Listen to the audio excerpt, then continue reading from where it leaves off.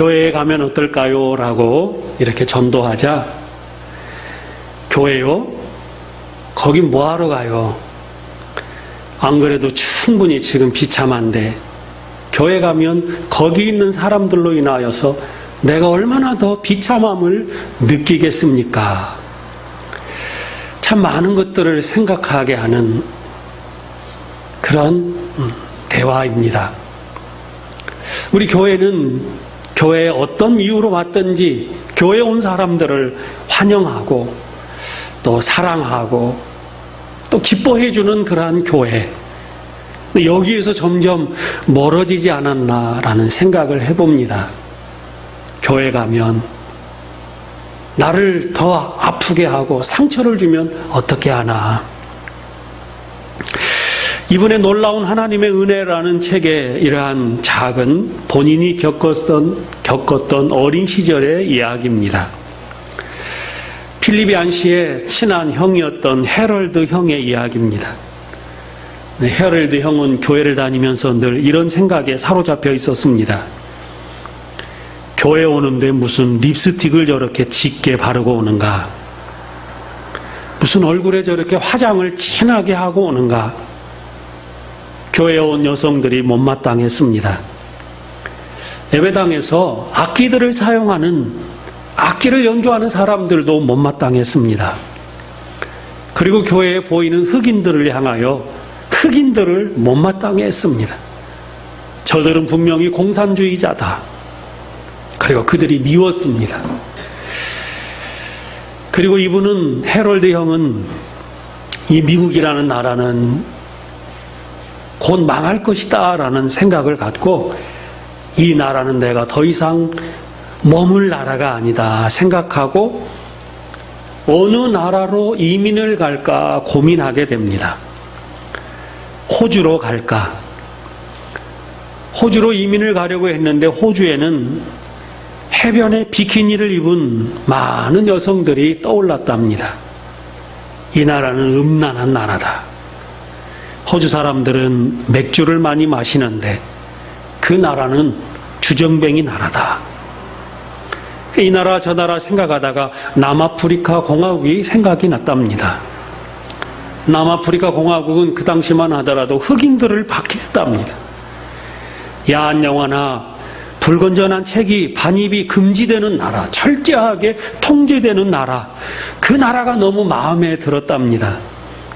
남아프리카 공화국이다. 헤럴드 형은 미국의 삶을 정리하고 남아프리카로 이민을 갔답니다. 그런데 종종 들려오는 편지를 통하여 이런 소식이 전해졌답니다. 흑인과 백인이 공존하는 이 나라는 더 이상 공평한 나라가 아니다. 만델라 등 흑인 지도자들이 이렇게 세상에 등장할 때마다 온갖 못마땅한 이야기들을 편지에 썼다고 합니다. 그로부터 세월이 많이 흐르고 필립 얀시 부부가 남아프리카 공화국에 방문할 일이 있어서 이 헤럴드 형의 가족을 찾아보기로 했답니다. 먼 곳 떨어져 있는 800km나 떨어져 있었지만 찾아보고 싶었답니다. 헤럴드 형의 집에 과연 그 식구들은 어떻게 살고 있을까 궁금했답니다. 그런데 그 형의 자녀들은 약물 중독 센터를 다니고 있었답니다. 약물에 중독되어서 치유센터를 다니고 있었고, 아버지가 어디 계시니? 라고 물어봤는데 아버지는 감옥에 갇혀 있다라는 소식을 들었답니다. 그 집에 가보니까 낡은 가구가 온통 미국식 가구였답니다. 미국의 가구들을 다 진열해놓고 그렇게 미국 생활을 보내고 있었습니다. 미국을 떠났지만, 미국을 그렇게 미워했지만 미국을 동경하고 있었던 것입니다. 근데 왜 감옥에 갔는가 이렇게 자초지종을 물어봤습니다. 알고 보니 이 헤럴드 형이 교회 지하에서 음란한 이 포르노 센터를 운영하고 있었답니다. 미국에서 가져온 불법 음란한 사진들을 오려서 남아프리카 공화국의 여러 사람들에게 문자를 발송하고 당신에게 이렇게 해주고 싶소라고 하면서 많은 돈을 벌고 있었다는 것입니다. 한 아나운서의 신고로 경찰에 체포되고 바로 감옥에 갇히게 되었답니다. 필립 얀 씨는 생각 속에 헤럴드 영은 마치 세례 요한처럼 낙타 토롯을 입고 그리고 많은 사람들을 도덕적으로 회개하라고 외치는 선지자처럼 여겨졌는데, 그리고 그분의 편지를 보면 늘 불과 유황, 저주와 심판에 온통 관심이 사로잡혀 있던 헤럴드 영인데 지하에서, 음지에서 그런 일을 했다라고는 도무지 생각지 못한 그런 이야기입니다. 하나님의 놀라운 은혜를 체험하지 못한 이 헤럴드 형에 대한 그러한 관계. 오늘 우리의 삶 속에 많은 걸 생각하게 합니다.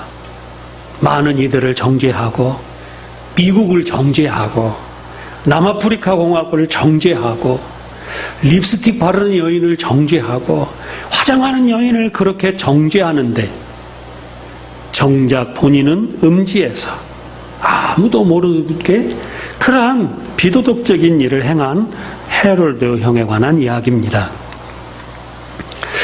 오늘 우리는 둘째 아들의 그러한 이야기들을 계속 살펴봐온 가운데 오늘 누가복음 15장은 아버지에 관한 비유입니다. 허랑방탕한 둘째 아들이 아버지 앞에 돌아왔을 때 아버지는 그를 나무라지 않고 따뜻한 사랑으로 그를 맞이해 주셨다는 것입니다. 아버지는 체면도 버리시고 주변에 그 어떤 손가락질도 마다하지 않고 아들에게 달려가셔서 그 아들을 치유하시고 회복하신 하나님 아버지의 마음. 누가복음 15장은 이 아버지의 마음을 주제로 우리에게 주신 말씀입니다. 그러나 우리가 놓쳐서는 안 되는 것은 맏아들에 관한 비유입니다. 과연 예수님께서 이 맏아들에 관한 비유를 우리에게 마지막으로 생각하게 하시는 이 장면이 마지막에 등장합니다. 누가복음 15장에는 새 비유가 나타납니다. 잃은 양 한 마리를 찾아 나선 목자, 드라크마 동전 하나를 잃어버린 여인, 그리고 집 나간 아들을 기다리시는 아버지. 이 세 비유에 공통점이 있습니다. 잃은 것을 찾았을 때 너무너무 기뻐 즐거워하더라라는 것입니다. 1대 99입니다. 99 가운데 1. 그리고 9개 가운데 하나. 그리고 하나 가운데 하나. 오늘 누가복음 15장은 점층적으로 아주 극적으로 이 마지막 장면을 예수님께서 우리에게 소개해주고 계십니다. 근데 여기에서 끝나는 것이 아니라 우리는 맏아들의 마음을 오늘 생각해 보고자 합니다. 맏아들을 놓쳐서는 안 됩니다. 그래서 오늘 이 누가복음 15장의 마지막 맏아들의 비유를 오늘 우리가 생각하고자 합니다. 누가복음 15장에 예수님께서 말씀하실 때 맨 처음 등장하는 1절, 2절의 말씀에 보면 모든 세리와 죄인들이 말씀을 들으러 가까이 나오니 바리새인과 서기관들이 수군거려 이르되 이 사람이 죄인을 영접하고 음식을 같이 먹는다 하더라. 오늘 이 비유를 예수님께서 우리에게 가르쳐 주실 때 비유의 내용은 세리와 죄인을 예수님께서 가까이 하셨다는 것입니다. 세리, 죄인, 그들은 누구인가? 세리는 많은 사람들에게 매국노라고 손가락질을 받은 사람들이었습니다. 이방인의 피를 받은 그런 죄인들, 한센병자들, 혈류증, 그런 격리를 해야만 하는 그런 병인들, 오늘 세리와 죄인들은 누구나 만나기를 꺼려하는 사람들입니다. 유대인들 마음속에는 함께하면 그 더러운 것이 내게 영향을 끼친다라는 생각이 있었습니다. 근묵자흡, 검은 것 옆에 가면 내가 검은이다라는 생각입니다. 그런데 그 검은 죄인과 세리들 틈바구니 속에 예수님이 항상 같이 거하시는 것입니다. 그런 사람들이 예수님 앞에는 잘 나오는 것입니다. 예수님은 아버지처럼 따뜻하게 그들을 대해주신 것입니다. 따뜻하게 대해주셨을 뿐만 아니라 음식을 차려주시고 같이 음식을 나눠 드시는 것이었습니다. 음식을 먹으면 즐겁습니다. 같이 즐거워해 주신 것입니다. 그들의 허기진 배를 채워주신 것처럼 나는 이렇게 배고픈 자들, 허기진 자들, 연약한 자들을 위해서 내가 왔다라고도 말씀하셨습니다. 이들도 다 하나님의 백성이다. 예수님은 그들을 먹이시고 마치 양떼들을 먹이시는 것처럼 목자처럼 그들과 함께 음식을 드셨습니다.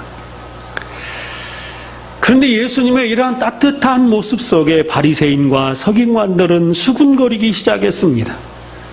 어찌 저분은 죄인들을 영접하고 음식을 같이 먹는가? 예수님이 너무나 못마땅하게 생각했던 것입니다. 본문에 나오는 잃은 양, 잃은 드라크마, 잃은 둘째 아들, 바로 세리와 죄인들을 가리키며 서기관 바리새인은 마다들을 가리키는 것입니다. 서기관과 바리새인들은 하나님 아버지의 그 깊은 마음을 이해할 수가 없었습니다. 오늘 본문에 등장하는 마다들의 태도, 25절에 보면 마다들은 밭에 있다가 돌아와 집에 가까이 왔을 때 이 풍악과 춤추는 소리를 듣고 한 종을 불러 이 무슨 일인가 물은데 대답하되 당신의 동생이 돌아왔음에 당신의 아버지가 건강한 그를 다시 맞아들이게 되므로 인하여 살진 송아지를 잡았나이다.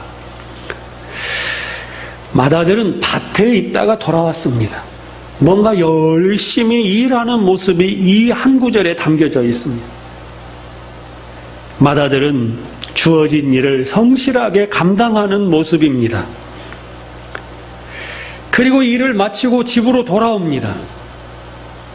집에 가까이 오니 노래소리와 춤추는 그런 잔치소리가 들린 것입니다.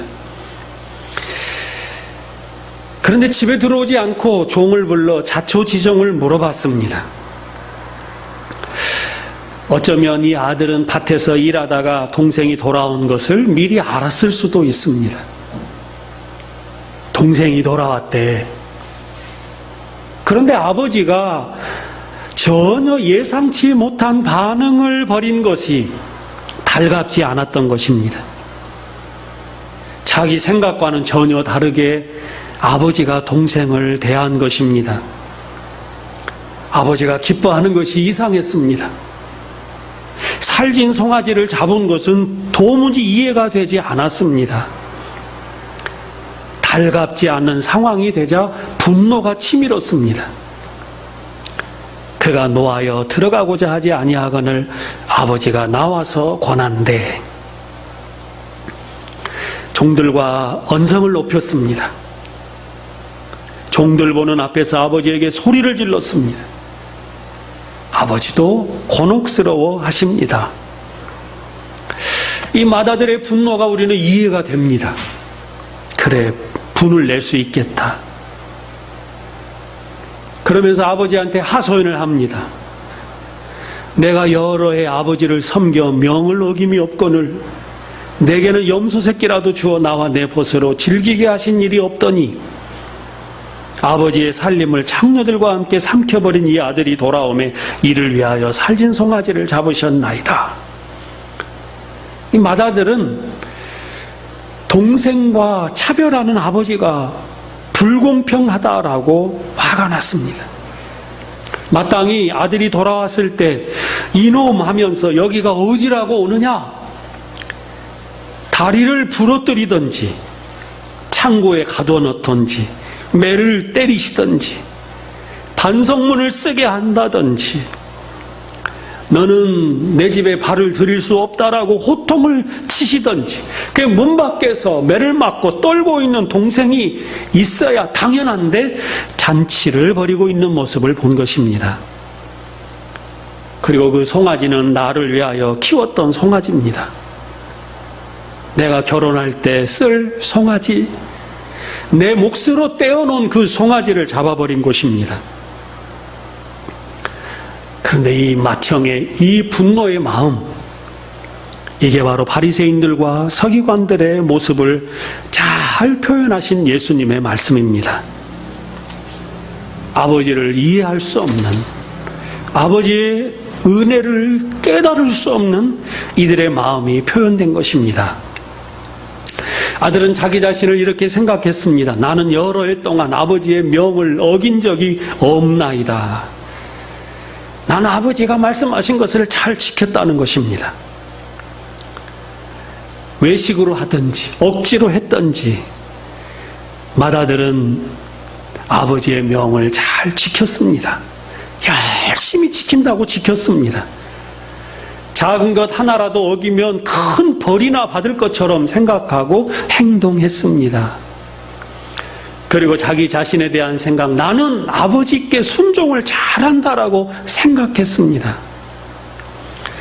나는 하나님을 더 잘 섬긴다라는 생각, 나는 이 미국 땅에서, 이 더러운 땅에서 나는 하나님을 제대로 섬길 수 없고 남아프리카 공화국까지 이민 갈 정도로 나는 하나님을 잘 섬긴다라고 생각한 것입니다. 하나님의 말씀을 그러나 100% 완벽하게 지키는 사람은 없습니다.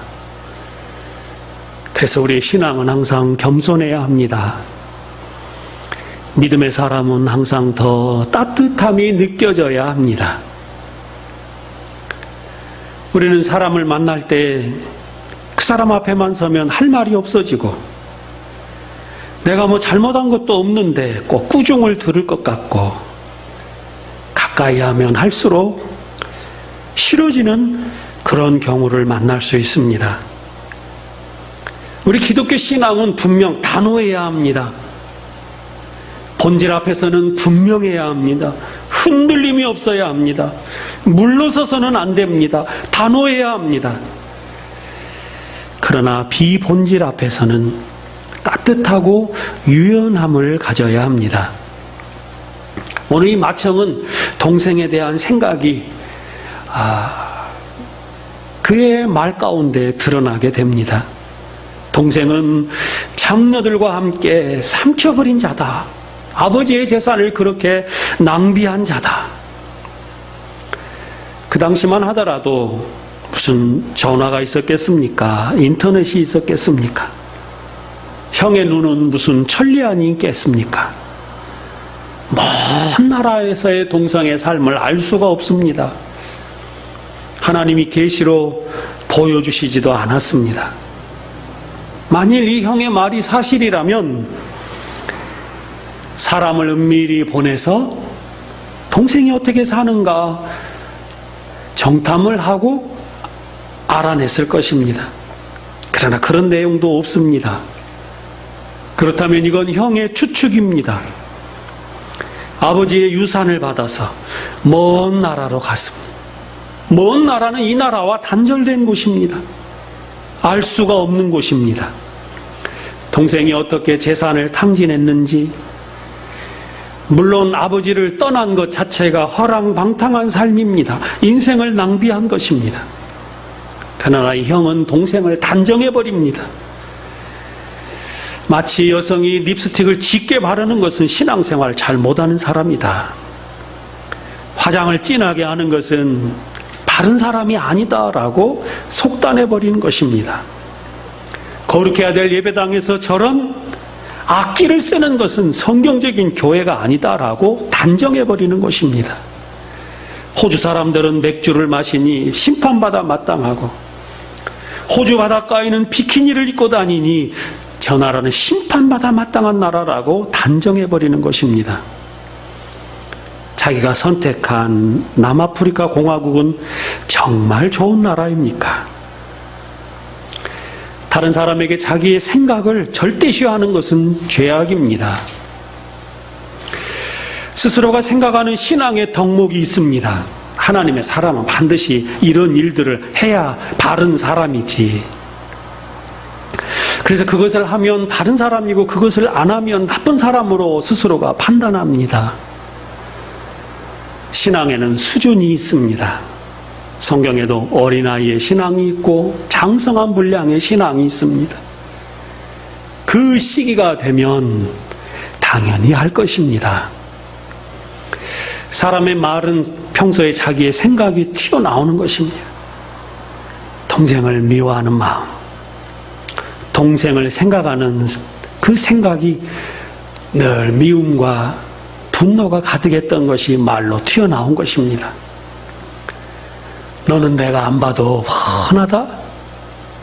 네가 먼 나라에 가서 무슨 짓을 했을지 나는 안 봐도 훤히 안다.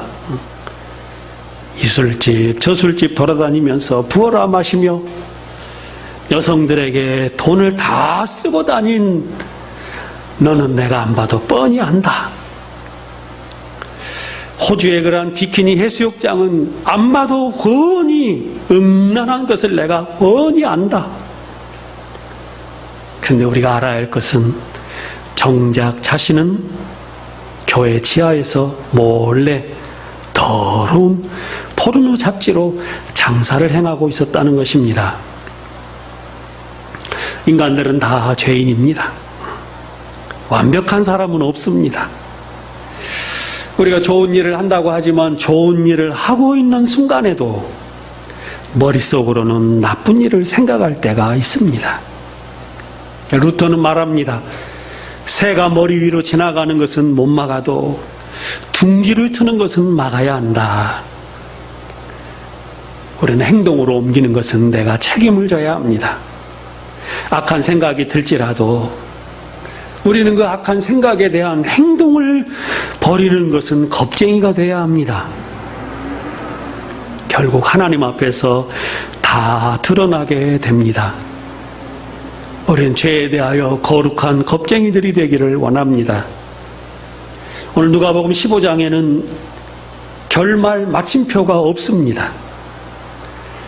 이 맏아들의 불평이 쏟아지고 아버지가 답변하는 것으로 마무리를 짓습니다. 아버지는 이렇게 말합니다. 아들아, 네 동생은 죽었다가 살아났으며 내가 잃었다 얻었기로 우리가 즐거워하고 기뻐하는 것이 마땅하다 하니라. 우리는 너무 안타까운 모습입니다. 아버지가 직접 말씀을 하시는데도 이 맏아들은 회개했다든지 아버지 제가 잘못했어요 하는 그러한 장면이 나오지 않습니다. 이 장면을 우리에게 가르쳐 주시는 것입니다. 동생아, 내가 너를 오해했다. 동생아, 한번 안아보자. 이런 따뜻한 장면이 우리에게 그려집니다. 맏아들은 자기 자신의 생각을 절대시하며 아버지가 어떤 말씀을 해도 진리를 말씀해도 배격하는 모습으로 이 마지막을 우리가 받아들일 수도 있습니다. 바리새인들, 서기관들은 예수님의 말씀을 듣고 돌이키지 않고 예수님을 십자가에 못 박아 버렸습니다. 오늘 하나님의 말씀, 이 아버지의 말씀을 듣고 우리의 내면과 우리의 외형이 아버지의 마음으로 우리가 새롭게 변화되기를 원합니다.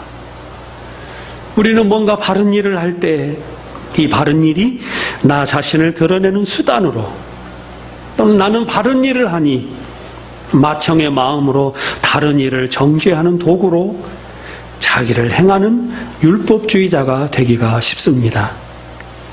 오늘 누가복음 15장은 우리에게 많은 것들을 생각하게 합니다. 아버지는 둘째 아들을 대신할 것이 그 아무것도 없었습니다. 둘째 아들이 살아 돌아온다면 재산을 잃은 것 정도는 아버지는 중요하게 여기지 않았습니다. 아들만 살았다면, 아들만 돌아왔다면 나는 됐다. 그러나 맏아들은 그렇지 않았습니다. 맏아들은 여러 가지 생각에 분노한 것입니다. 아버지의 그 마음을 알아채리지 못한 것입니다. 둘째 아들이 먼 나라에서 일어나서 아버지께로 돌아갔다라고 말할 때 일어나다라는 것은 다시 살아났다라는 그러한 단어로 바꿔 사용할 수 있습니다. 죽었던 아들이 다시 살아난 것입니다. 집을 떠날 때 죽었던 아들이 이제 돌아올 때 다시 살았다라고 성경은 말씀하고 있습니다. 오늘 우리는 사람을 살리는 아버지의 마음을 가져야 합니다. 영혼이 산다면, 저 생명이 살아난다면 우리는 그 영혼을 기뻐하고 즐거워하는 아버지의 마음을 갖는 것입니다. 아버지는 이 둘째 아들을 향하여 전력 질주해서 달려오셨습니다. 고개를 떨구고 힘들고 지쳐있는 아들을 향해 달려가시는 아버지. 오늘 우리는 이 아버지의 마음을 놓쳐서는 안 됩니다. 맏형의 마음으로는 하나님의 뜻을 이룰 수가 없습니다. 미켈란젤로의 천지 창조의 그 장엄한 그림들 가운데 가장 중심에 있는 그림을 한번 소개하고자 합니다. 잘 보이지는 않지만 하나님이 아담을 향하여 손을 내미신 장면입니다. 근데 하나님 주변에는 막 천사들이 있습니다. 하나님이 하늘에서 떨어질까봐 천사들이 하나님을 붙잡고 있는 것입니다.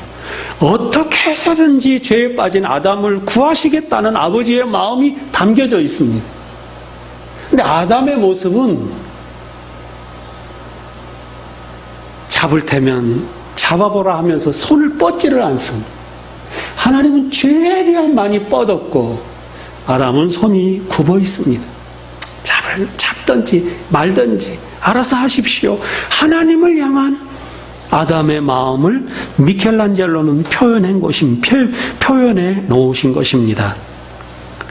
꺾여 있는 하나님을 향하지 못한 인간의 죄된 마음. 오늘 우리는 이 아담의 이 맏아들과 같은 마음을 버리고 우리 아버지의 마음이 우리 안에 충만하게 채워지기를 원합니다.